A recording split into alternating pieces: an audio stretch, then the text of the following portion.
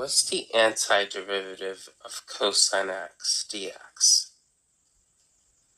Now think backwards. The derivative of what function is cosine? The derivative of sine is cosine, so the antiderivative of cosine is positive sine.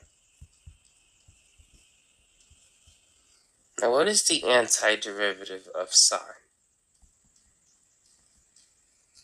The derivative of cosine is negative sine, so the derivative of negative cosine is positive sine, which means the antiderivative of positive sine is negative cosine. So let's say if we want to find the antiderivative of cosine 3x. This is going to be sine 3x. The angle has to stay the same, but then divided by the derivative of 3x, which is 3. This works is only if you have a linear function on the inside can you use this technique.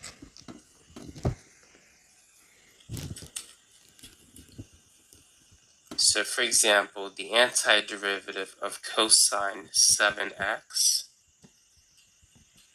is simply sine 7x divided by 7 plus c.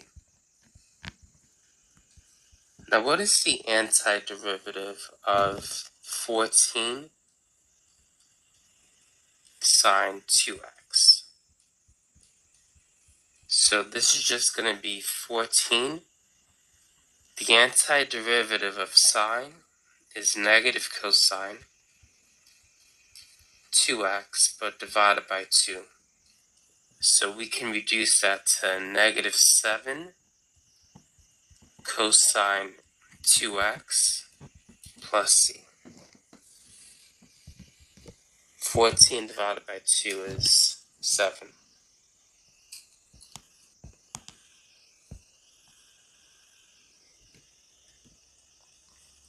Let's try this one. 6 sine 3x dx. The antiderivative of sine is negative cosine 3x, but divided by 3. So the final answer is negative 2 cosine 3x plus c. 6 divided by 3 is 2. Now what is the antiderivative of secant squared dx? The derivative of tangent is secant squared, so the antiderivative of secant squared is simply tangent x. So if we want to find the antiderivative of 8 secant squared 4x,